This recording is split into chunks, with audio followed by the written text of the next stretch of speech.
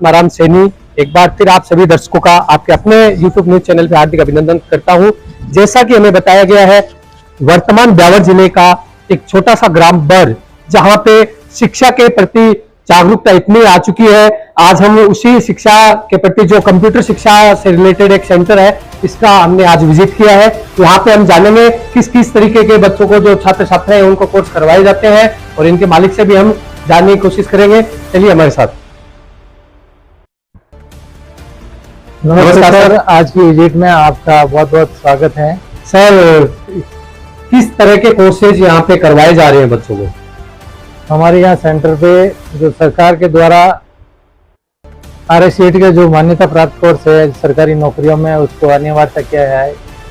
सबसे पहले उस कोर्स को लेके विद्यार्थियों में दिलचस्पी ज़्यादा रहती है, सबसे ज़्यादा कोर्स वही करते हैं।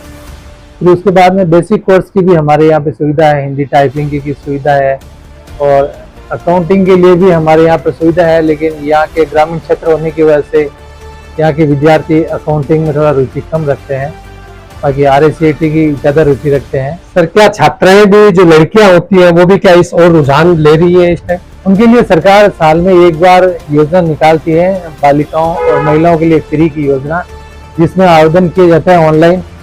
उसमें 16 से 40 साल की एज होती है और 10वीं पास उसमें अनिवार्यता है, सरकार की जो गाइडलाइन है उसके आधार पर। और उसमें फॉर्म आवेदन तो ज़्यादा संख्या में होते हैं, लेकिन सरकार के द्वारा जितनी बार वो सीटें अलॉटमेंट की जाती है, उसका लोटे से चयन किया जाता है। वो सरकार ग्रेड के आधार पर करती है, परसेंटेज के आधार पर, या SC ST जो भी जिनका रिजर्व कोटा रहता है उसके आधार पर उनका चयन किया जाता है। फिर यहाँ पर 3 महीने उनका प्रशिक्षण दिया जाता है।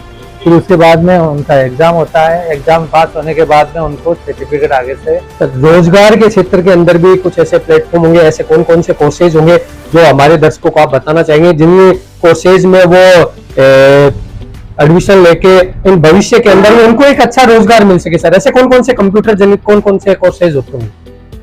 देखो सर, RKCL के द्वारा जो RSCET का कंप्यूटर कोर्स है, उसके अंदर भी एडमिशन के दौरान जो स्टूडेंट है अपना बायोडाटा उसमें अपलोड कर सकता है। तो उसके लिए भी जॉब के लिए एक रहता है कि अगर जॉब की कहीं रिक्वायरमेंट होती है तो उनको सूचित किया जाता है। ऐसी सुविधा भी एडमिशन के दौरान विद्यार्थी अपना रिज्यूम लगा सकता है। लेकिन क्या है कि उसके अंदर भी जो निर्धारित क्वालिफिकेशन एज वगैरह जो रहती है वो गाइडलाइन के आधार पर ही रहती है। उसके अंदर भी अभी ये नई निकला है, तो विद्यार्थी उसमें। और RSCET ऐसा कोर्सेज है जो सरकारी वैकेंसी जितने भी निकलती है उसमें बड़े बड़े डिप्लोमा कोर्स के साथ ये RSCET भी अगर किसी ने कर रखी है तो वो भी आवेदन कर सकता है। सर, बर के आसपास के गांव के जितने बच्चे होंगे वो आते होंगे, आप और क्या इसमें अच्छा लगे कि बच्चों को यहाँ तक पहुंचे, बच्चे यहाँ तक पहुंचे, यहाँ पे उनको एक अच्छी शिक्षा मिलेगी, तो उसके लिए भी आप बच्चों को क्या मैसेज देना चाहेंगे? सर, देखो, मैं सभी विद्यार्थी यही मैसेज देना चाहता हूँ। सबसे पहले सेंटर की गुणवत्ता को देखें। अच्छी पढ़ाई, कंप्यूटर का ज्ञान किस सेंटर पे होता है? जिस सेंटर सरकार के द्वारा जो निर्धारित फीस है 42 रुपये, वो तो आप सभी जगहों पर दे देंगे। लेकिन सबसे पहले प्राथमिकता विद्यार्थी और अभिभावक जो है उनसे मैं यही कहना चाहता हूँ कि सेंटर पे गुणवत्ता देखें कि किस सेंटर पे अच्छी पढ़ाई हो रही है। विद्यार्थियों को सबसे ज्यादा उनको सीखने के लिए जो अध्यापक कंप्यूटर टीचर है वो विद्यार्थियों पे ज्यादा ध्यान देता है या नहीं देता है, वो गुणवत्ता को देखे। सबसे पहले मेरा कहना यही है। तो एडमिशन किसी सेंटर पे कराओ, मैं ये नहीं कहता हूँ मेरे सेंटर पे आप कराओ, लेकिन सबसे पहले सेंटर की गुणवत्ता को देखो। पढ़ाई के जिस उद्देश्य से आप एडमिशन दिला रहे हो, जिस उद्देश्य से विद्यार्थी कंप्यूटर सीखने के लिए वो 3 महीने का टाइम निकाल रहा है, तो सबसे पहले तो वरीयता होनी चाहिए सेंटर पे पढ़ाई, कंप्यूटर को जो ज्ञान दे देता है उसकी गुणवत्ता को। हमारे यहाँ सेंटर की मैं बात करूँ तो सबसे पहले हमारा यहाँ फर्स्ट वरीयता है गुणवत्ता को लेकर, कंप्यूटर ज्ञान की गुणवत्ता को लेकर। अगर स्टूडेंट हमारे टीचर को लगता है ये कमजोर है, और अगर कमजोर नहीं है तो सभी के लिए समान रूप से आएंगे। अगर उसको एक बार कोई टॉपिक समझ में नहीं आता तो उसको विद्यार्थी 10 बार पूछो, जितनी बार समझ में नहीं आई उतनी बार वो पूछ सकता है। हमारे सेंटर पे उसको पूरी तरह से उसको गाइड किया जाएगा, और जब तक उसको समझ में नहीं आएगा उस टॉपिक से हमारा टीचर आगे नहीं बढ़ेगा। फिर उसके बाद और रोज का डेली का यही रहता है, जो आज जो टॉपिक सिखाया गया है उस टॉपिक को दूसरे दिन क्लास के अंदर 10 मिनट के लिए वो टाइम होगा।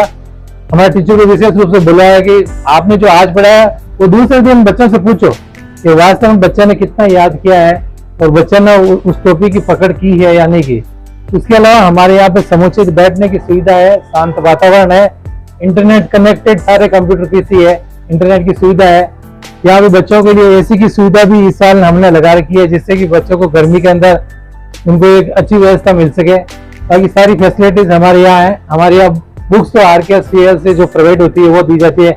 इसके अलावा रजिस्टर्ड पेन भी हमारे यहाँ पर बच्चों को निःशुल्क प्रोवाइड किया जाता है। बच्चों को कोई भी किसी तरह की चीज कहीं लाने की जरूरत नहीं है और यहाँ पे अच्छी तरह से कंप्यूटर ज्ञान बच्चा प्राप्त कर सकता है। जी हाँ, देखिए ये हमारे साथ में थे राजश्री कंप्यूटर सेंटर के संचालक श्याम जी सैनी, जिन्होंने बहुत ही विस्तार पूर्वक यहाँ सेंटर के बारे के अंदर जो सेंटर के ऊपर जो सुविधाएं बच्चों को दी जा रही है उनके बारे में बताया है। और इनका मानना है कि जो भी स्टूडेंट यहाँ पे अध्ययन करने के लिए आते हैं उनको सबसे बेहतर सुविधा जो ब्यावर जिले के अंदर वहां पे नहीं दी जाती, उससे भी अच्छी सुविधाएं यहाँ पे बच्चों को पढ़ाई के अंदर और उनके अध्यापन में दी जाएगी। और यहाँ का पूरा स्टाफ उन बच्चों के अध्यापन और रोजगार के क्षेत्र में उनको आगे बढ़ाने के लिए भरपूर कोशिश करेगा। धन्यवाद।